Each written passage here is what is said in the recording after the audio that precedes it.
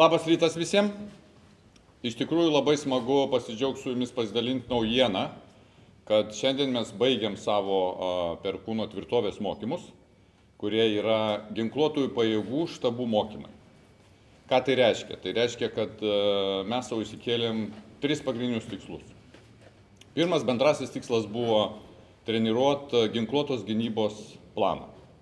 Ką tai reiškia? Tai reiškia atlikti pirmą elementą, atlikti planavimo elementą, kuriame būtų susinchronizuoti visi ginkluotųjų pajėgų veiksmai visose dimensijose. Tai yra ant žemės, jūroje, ore, kibernetinėje erdvėje ir visur kitur, kur įmanoma.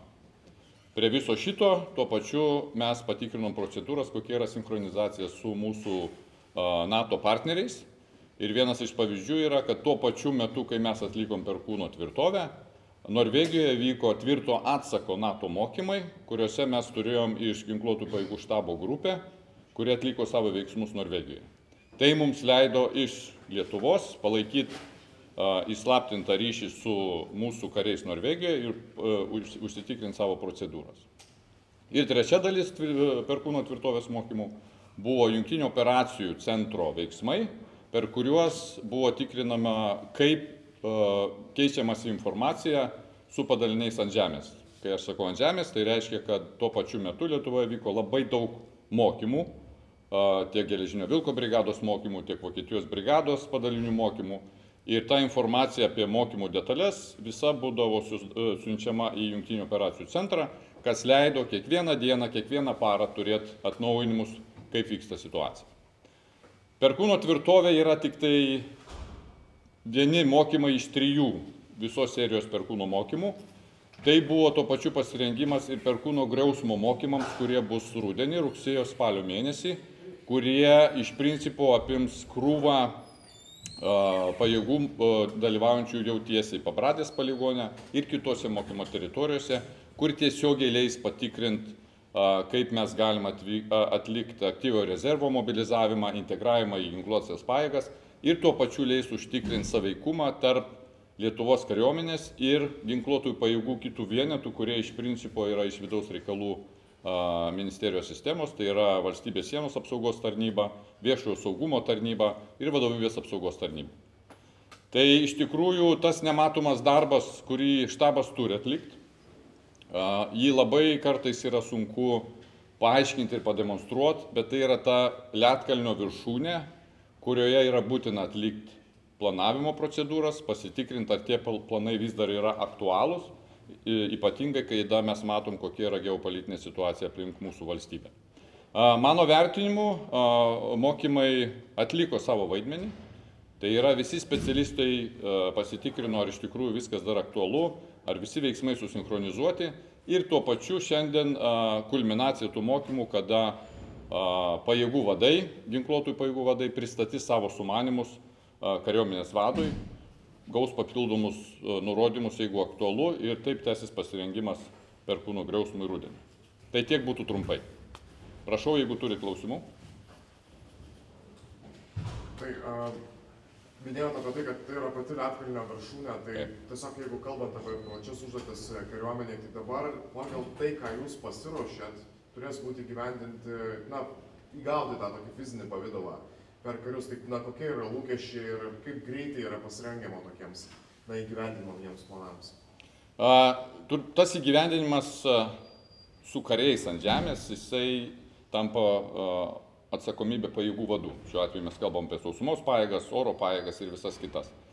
Mūsų kaip ginkluotųjų pajėgų štabo darbas ir gynybos štabo darbas iš tikrųjų yra pagal prioritetus paskirstyti turimus resursus ir leis žmonėms ant žemės atlikti savo darbą.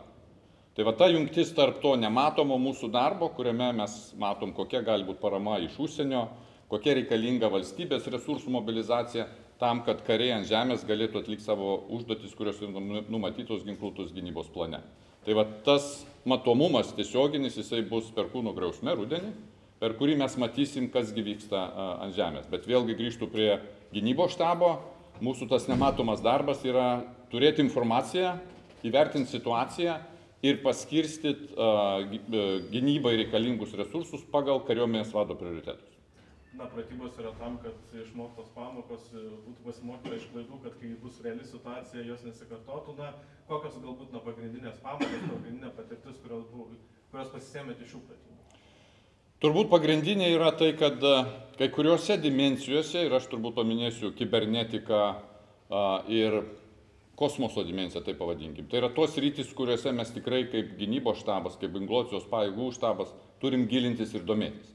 Ir tos priežastys yra objektyvios, tiesiog tos dimensijos nėra išvystytos tomis apimtimis, kaip yra kai kuriuose NATO valstybėse. Ir mes labai intensyviai konsultuojame su NATO valstybėmis, kurios turi stiprias pajėgas toje srityje. Ir tai mums padeda suprast, bent jau teoriniam lygyje, kaip reikėtų suintegruoti tos pajėgumus, jeigu juos skirtų NATO valstybėms mums gynybos metu. Ar šiemet šitos pratybos buvo kažko, pavyzdžiui, skirtinės turint omeny geopolitinį kontekstą, rudenį artėja Zapat pratybos, tai įtampa ir taip toliau, ir, sakykime, šiose pratybose buvo tai kažkaip atsižvelgta, ar galbūt dar kažkokie niuansai, kas išskyrė šias pratybas iš visų prieš tai buvusių? Ypatingų dalykų, kurie išskyrė iš ankstesnių, turbūt nėra. Dėl Zapad jūs absoliučiai teisus, šį rudenį bus Zapad pratybos. Tai buvo faktorius, kuris leido mums papildomai susinchronizuoti, kokie, kaip pavyzdys, mokymai rugpjūtį, rugsėjį, spalio mėnesį turėtų vykti, ar jie teisingai sudėlioti. Kaip pavyzdys, vakar aš turėjau susitikimą su Vokietijos operacinių pajėgų vadu. Mes irgi apie tai šnekėjom, kaip Vokietija galėtų padėti, prisidėti prie rudens mokymų. Bet tokio išskirtinumo, dėl to, kad Zapadas vyksta, aš tiesiogiai nesieju. Tai yra tiesiog plano treniruotė ir įvertinimas. Ar dėl pačių Zapad pratybų matot kažkokių naujų, papildomų rizikų, grėsmių, ar viskas lieka taip pat, kas įvardyta anksčiau? Šiai dienai didelių pokyčių nėra. Yra tos mažos smulkmenos, bet jos yra įprastinės ir rutininės, tai šiam momentui pokyčių dėl grėsmių tikrai nėra.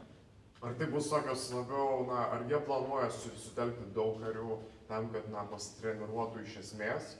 Ar tai gali būti vėlgi tokia butaforinė situacija, kur yra maži daliniai, kur yra surinkti, nežinau, galbūt visiškai jauni kariai ir pasinaudoti tomis pratybomis kaip progą turbūt dar paruošti galimiems tolesniems veiksmams Ukrainoje? Turbūt tų blogų ir piktų ketinimų Rusijos ir Baltarusijos niekas negali paneigti. Jie yra likę vietoje ir mes matom, kas vyksta. Tačiau šių metų Zapadas jis nėra apimtimis didesnis ir grėsmingesnis negu buvo 21 metais. Tai apie tai aš ir kalbėjau ir šiek tiek anksčiau. Tai tos viešos deklaracijos mes kalbam apie 13 000, kurie yra deklaruoti pagal vienos dokumentą.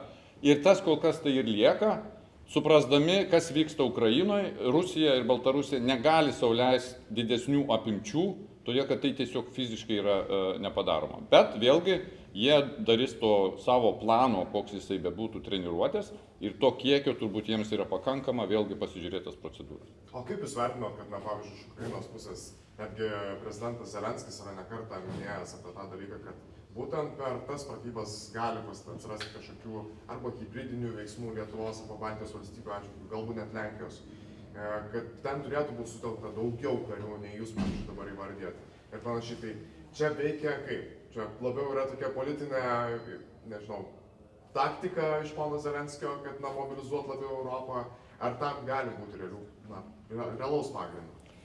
Aš turbūt atsakysiu dviem dalimis. Pirma dalis, prezidentas Zelenskis turi savo žvalgybos tarnybas ir jie turi savo vertinimą. Tai palikim prezidentui Zelenskiui komunikuoti savo žinias. Mūsų vertinimas, aš vėlgi grįžtu prie to pačio, tą, ką mes matom, mes nematom, kad tai būtų didesnės apimties negu buvo 21 metais.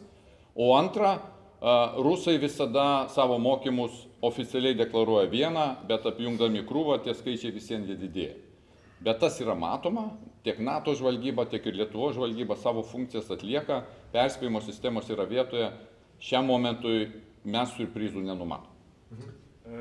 Vienas klausimas iš tikrųjų, nes laikas jau mus spaudžia. Tai labai trumpai, treniruotėm reikia poligonų, Krašto apsaugos ministerija sakė, kad prasidėjo tos paieškos, bet taip pat prasidėjo paieškos ir mokomųjų teritorijų. Taip. Gal galėtumėt šiek tiek pasakyti, nuo kokių teritorijų, kokios vietos, nuo kokį matymą pateikėt ministerijai dėl poligono vietos ir dėl tų mokomųjų teritorijų, kurios galbūt galėtų atsirasti ir kokios jos galėtų būti? Aš turbūt pradėsiu nuo to, kad karinis patarimas nuo kariuomenės vado ministrai buvo pateiktas, kuriame mes aiškiai pasakėm, kad mums reikalinga atitinkamo dydžio, brigados dydžio arba batalionų 2 dydžių poligonų. Tai tas yra aišku. Tame patarime nėra įvardintos vietos, todėl kad tai yra platesnių diskusijų ir jau ne kariuomenės lygio diskusijų, kaip tai visą tai atrodytų.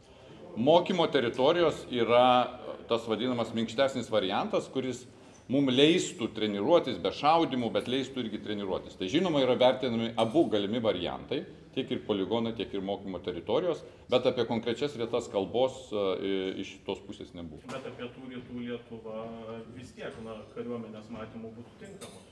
Žiūrėkit, žinodami, iš kur ateina grėsmė, yra labai suprantama, kad Baltarusijos pasienis, Rusijos pasienis, mes kalbam apie gynybą būtent tose vietose. Tai turbūt savaime yra suprantama, kad palankiausia gynybos kontekste būtų tos vietos. Ačiū Jums visiems labai ir geros Jums dienos.